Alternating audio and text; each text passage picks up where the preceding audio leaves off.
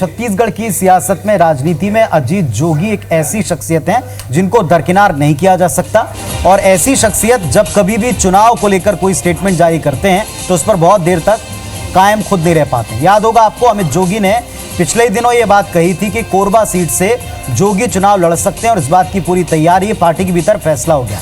लेकिन अब रेणु जोगी ने यह कहकर के इसी बात को पलट दिया है कि अभी ऐसा कोई फैसला पार्टी के भीतर नहीं हुआ है। यानी अब एक बार फिर से सस्पेंस है कि पूर्व मुख्यमंत्री अजीत जोगी, जनता कांग्रेस छत्तीसगढ़ के सुप्रीमो अजीत जोगी लोकसभा चुनाव लड़ेंगे, और अगर लड़ेंगे तो किस सीट से उतरेंगे।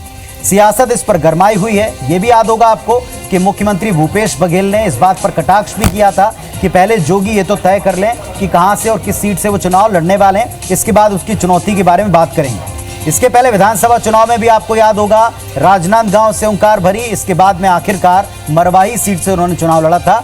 बीते चुनाव में भी कुछ ऐसी स्थितियां बनी थी। तो ये कहा जा सकता है कि अजीत जोगी अगर चुनाव लड़ेंगे तो किस सीट से लड़ेंगे, ये बात अब तक स्पष्ट नहीं है।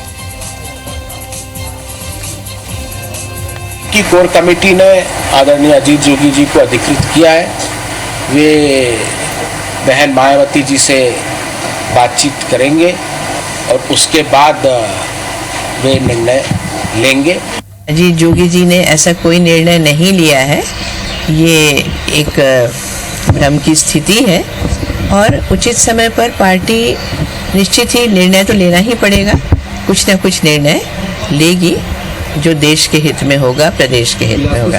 और आगे मरवाही जी तो कहाँ से लड़ेंगे तय हो जाने दीजिए। जैसे आपके सामने देखिए, अभी डिक्लेयर नहीं हुआ है, उससे पहले तो कुछ नहीं कहा जा सकता, लेकिन कोई भी हो कांग्रेस प्रत्याशी चुनाव।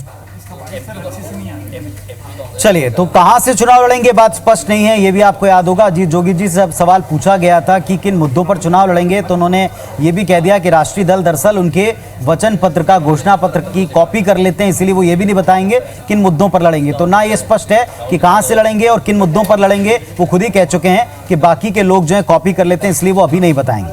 मनोज सिंह हमारे सहयोगी हमारे साथ में जुड़ रहे हैं, सीधे मनोज के पास चलते हैं। मनोज, अजीत जोगी, उनकी पार्टी, उनके तमाम लोग, उनके परिवार के लोग एक बार फिर से वही सब कुछ सामने आ रहा जैसा विधानसभा चुनाव में हुआ था। कहां से लड़ेंगे जोगी, इसके कोई और नए कयास सामने आए?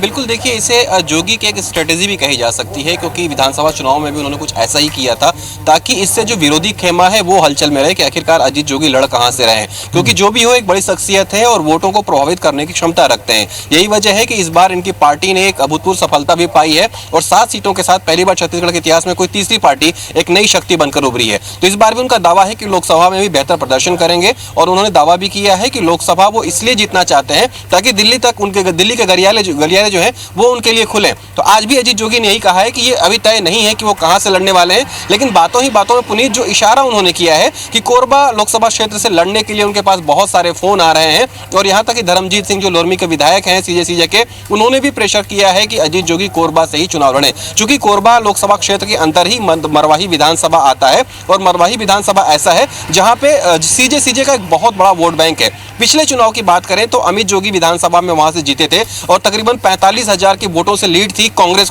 की टिकट पे अमित जोगी चुनाव लड़े थे। लेकिन जब लोकसभा चुनाव हुए और कोरबा से चरणदास महंत लोकसभा सीट पर खड़े हुए तो उसी मरवाही से चरणदास महंत को कांग्रेस की 10,000 वोटें जो है वो कम हो गई। तो जाहिर सी बात है कि मरवाही एक बड़ा फैक्टर है और मरवाही जो है कोरबा लोकसभा क्षेत्र के अंतर्गत ही आता है। तो ये माना जा रहा है कि कोरबा से चुनाव लड़ सकते हैं, लेकिन फिलहाल वो अभी अपने पत्ते खोलने के मूड में नहीं है। यही वजह है कि जोगी का परिवार हो चाहे उनके पार्टी के लोग हो, अलग अलग तरह के बयान देते हुए दिखाई दे रहे हैं। पुनीत, बिल्कुल मनोज, तो ये कहा जा सकता है, जैसा आपने कहा ठीक है, ये बात ऐसा लगता है कि ये कहीं ना कहीं जोगी की रणनीति हो सकती है, क्योंकि वचन पत्र के बारे में तो खुलकर वो ये बात कहते हैं कि दरअसल हमारी रणनीति है, लेकिन वो कहां से लड़ेंगे इसका निर्णय कब और किस आधार पर लिया जाएगा, औपचारिक ऐलान किस आधार पर किया जाएगा, शायद ये भी रणनीति हो सकती है कि हमेशा सुर्खियों में बने रहें और बाकी के दलों को केवल कयास लगाने दें और तब तक अपनी पार्टी के भीतर तैयारियां करते रहें। बहुत शुक्रिया मनोज आपका हमारे साथ में जुड़ने के लिए, बातचीत करने के लिए।